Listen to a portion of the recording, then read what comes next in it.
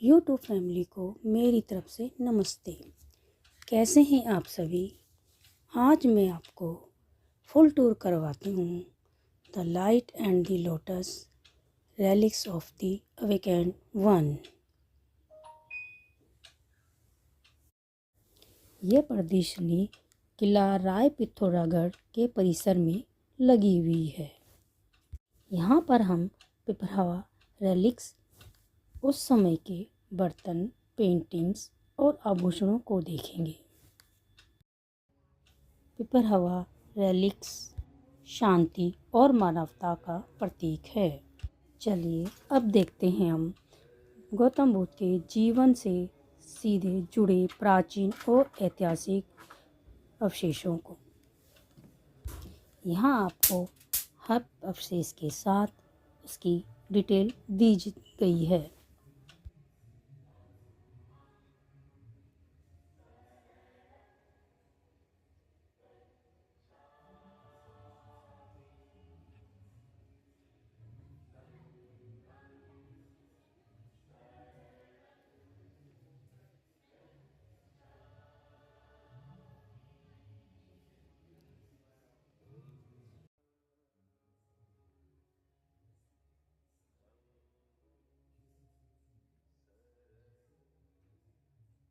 और ये है जीत की मुद्रा में गौतम बुद्ध।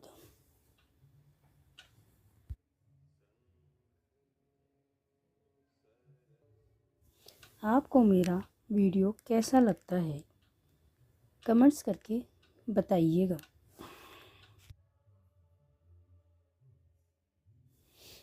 ये हैं भगवान बुद्ध के पैरों के निशान जो काले पत्थरों पे बने हुए हैं।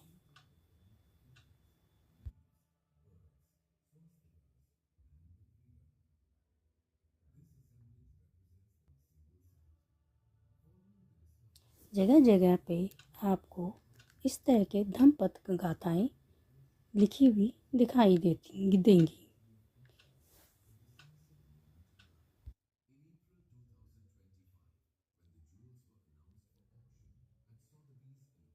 और ये है त्रिरत्न की पूजा करते हुए, इसे में उपासना करते हुए दिखाया गया है।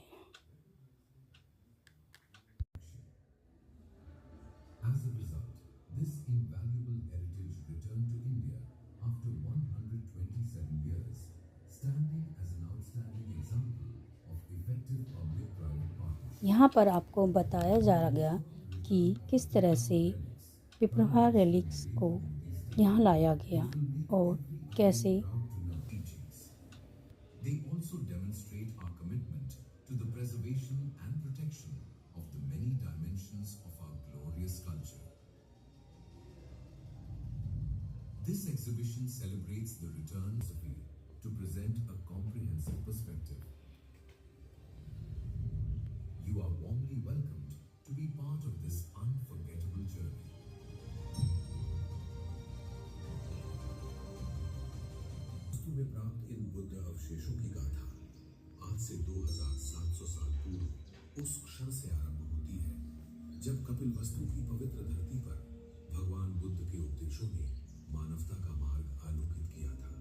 कुशीनगर में भगवान बुद्ध के महापरिनिर्वाण के पश्चात उनके शरीर धातु 8 गणराज्यों में बांटे गए और शाक्य वंश ने अपने हिस्से को कपिलवस्तु में स्तूप के रूप में प्रतिष्ठित किया, जिसे आज पिपरहवा स्तूप के रूप में जाना जाता है। समय की धूल में कपिलवस्तु की स्मृति खो गई। सन 1898 में पिपरहवा के जमींदार क्लैक्सटन के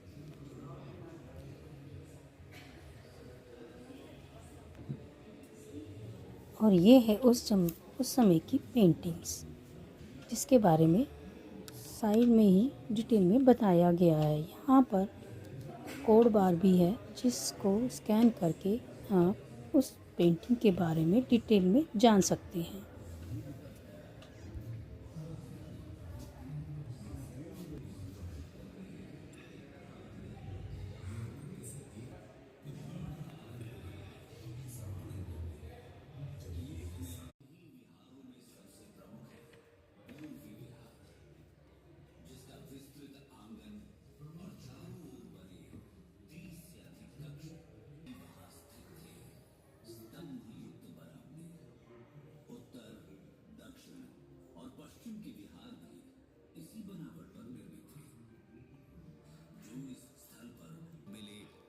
छोटे छोटे पूजा स्थल और वोटिव स्तूप आम श्रद्धालुओं की आस्था का प्रतीक है।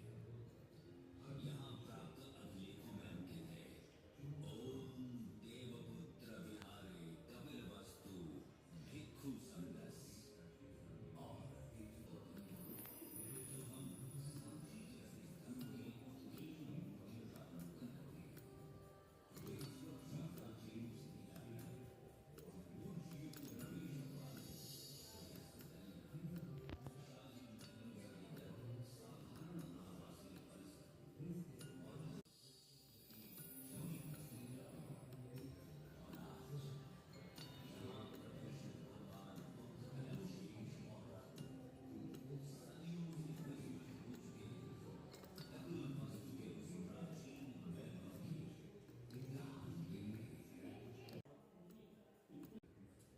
ये है गौतम बुद्ध के अध्यात्म की मूर्ति और सबसे नीचे है हाथी।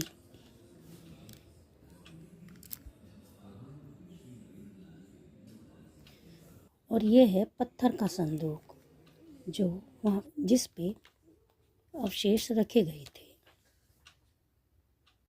ये नृत्य करती अप्सरा का स्टैचू है। भगवान शिव की नटराज रूप में मूर्ति यहाँ लगी पेंटिंगें बुद्ध से रिलेटिव हैं और लेफ्ट साइड को धम्मपद लिखे गए हैं। अब हम चलते हैं पहले रूम की तरफ जहाँ पर अवशेषों और मूर्तियाँ रखी। ये है चटाई पे बनी तैलीय चित्र जो चलते हुए गौतम बुद्ध को दर्शाती है।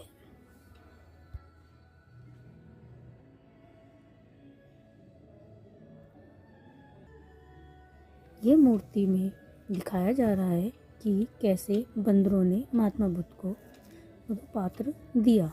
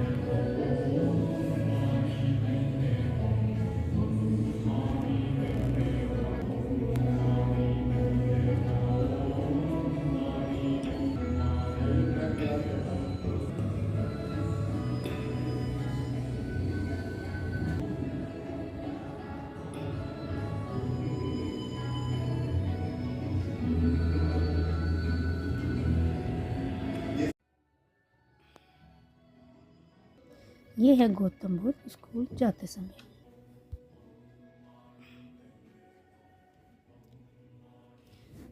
ये पेंटिंग में उतारे गए गौतम बुद्ध के 12 कार्य हैं।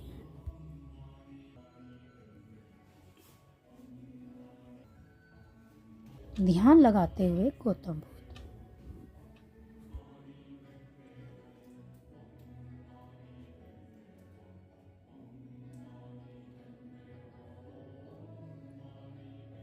बुद्ध के जीवन शैली को चित्रकार ने पेंटिंग के माध्यम से सटीक उतारा है।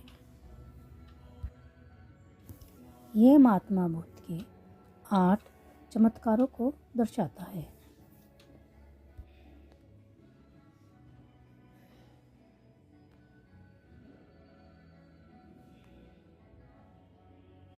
मुकुटधारी बुद्ध जो भूमि स्पर्श में है।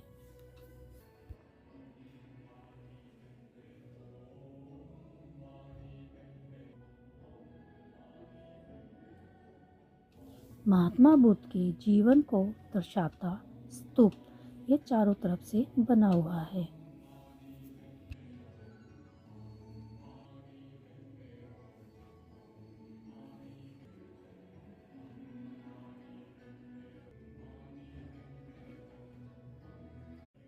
महात्मा बुद्ध की शव पेटिका।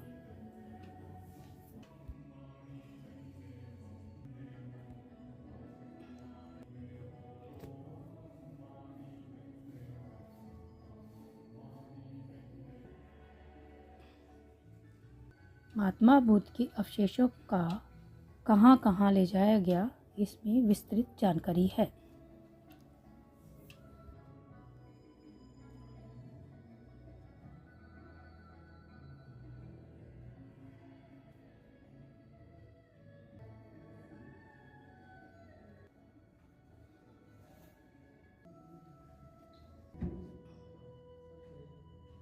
अश्वपेटी की पूजा करते हुए लेटे हुए बुद्ध उस क्षण को दर्शाता है जब वे मृत्यु के करीब थे और उन्हें ज्ञान प्राप्त कर पुनर्जन्म के चक्र से मुक्ति पा ली थी।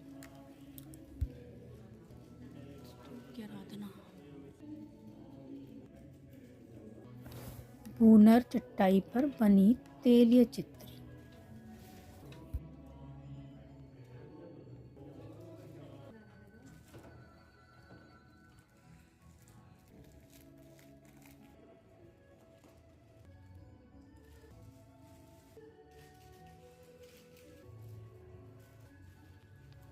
सात तरह के रत्न और पूजा की एक पुस्तक है।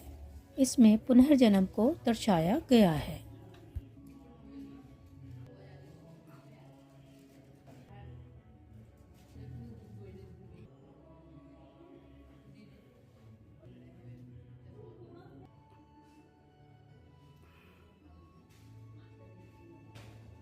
नालंदा तांबे की अनुदान पट्टिका, जिसमें राजा ने अनुदान की सम्मान किया है।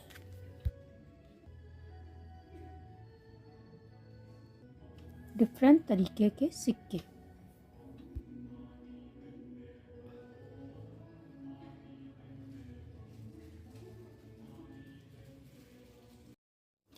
केंद्र में बना गोलाकार या वृत्ताकार संरचना वास्तव में सांची स्तूप से प्रेरित एक आधुनिक मॉडल है। इसे गर्भगृह के रूप में डिजाइन किया गया है, जहां पर श्रद्धालु गौतम बुद्ध की शिक्षाओं और उनकी उपस्थिति के साथ आध्यात्मिक जुड़ाव महसूस कर सके। इस संरचना के साथ ही यहाँ एक वातानुकूलित कंजर्वेशन सेंटर भी बनाया गया है, ताकि इन हजारों साल पुराने अवशेषों को सुरक्षित वातावरण में रखा जा सके। यहाँ पर पिपरवास से प्राप्त बहुमूल्य रत्नों जैसे कॉर्नेलियन, एमेथिस्ट और गार्नेट को सुरक्षित रूप से प्रदर्शित किया गया है। यह कांच के कवर है, बाहर से कांच के खाने जैसे बनाए गए हैं, जिस पे ये सब सुरक्षित रखे गए हैं रत्न। यह स्तूप मॉडल असल में उन्हीं अवशेषों को वापस उसी स्वरूप में दिखाने के लिए बनाया गया है जैसे वे मूल रूप से भारत के प्राचीन स्तूपों में सुरक्षित रखे जाते। इसी तरह अगले कांच के खाने में भगवान बुद्ध के पवित्र अवशेष, कीमती रत्न और ऐतिहासिक कलश भी रखे हैं।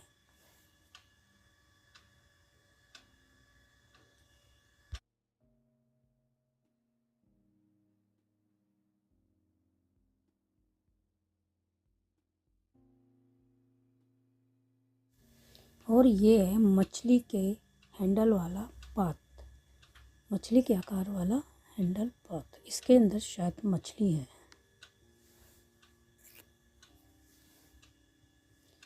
और ये है कलश, इसमें भगवान बुद्ध के अवशेष मिले थे।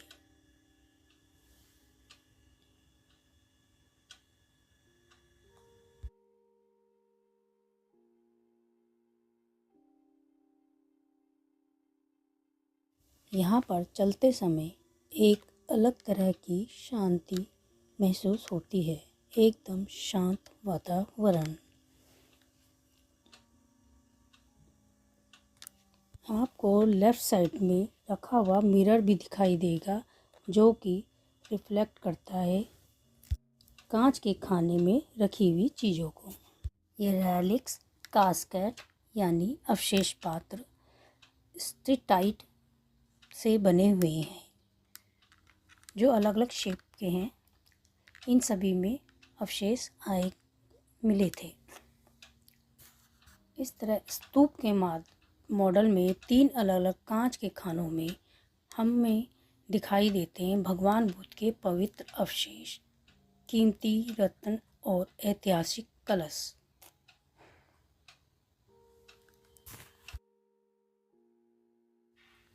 और इस तरह से हम सेल्फी से दोनों तरफ की वीडियो भी ले सकते हैं और फ़ोटो भी ले सकते हैं। यह प्रदर्शनी भारत के बौद्ध विरासत के साथ गहरे संबंधों को दर्शाती है। पिपरहवा स्थल को प्राचीन कपिल वस्तु के रूप में पहचाना जाता है, जहां बुद्ध ने अपना आरंभिक जीवन व्यतीत किया था। ये बात स्तूप के चारों ओर घूमने का रास्ता बनाया गया है, जहां से अन्य गैलरियों में जाने का मार्ग मिलता है। यहाँ दीवारों पर प्राचीन पेंटिंग्स हैं, जिनके बारे में आप जानकारी ले सकते हैं। यहाँ पर कई जगह पे कोड बार भी हैं, जहाँ से आप स्कैन करके उसके बारे में विस्तृत जानकारी प्राप्त कर सकते हो। आपको मेरा ये वीडियो कैसा लगा कमेंट करके ज़रूर बताएं। अगर आपने मेरे चैनल को सब्सक्राइब नहीं किया है तो प्लीज़ सब्सक्राइब, शेयर, लाइक और कमेंट कीजिए। Thank you for watching. नमस्ते।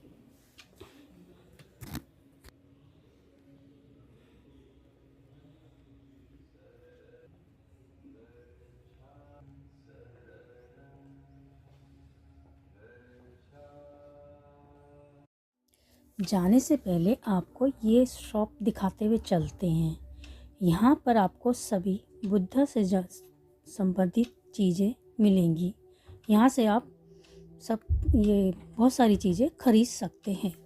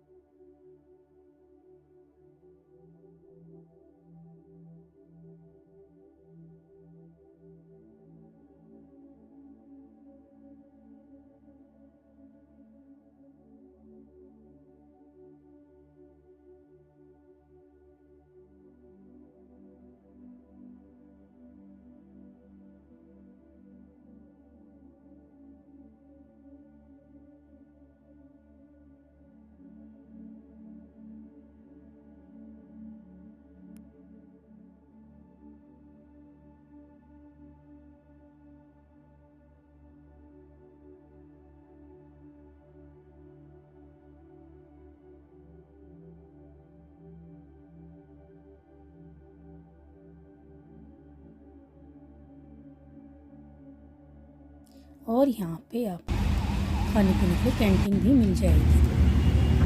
आपको मेरा वीडियो कैसा लगा कमेंट करके ज़रूर बताइए।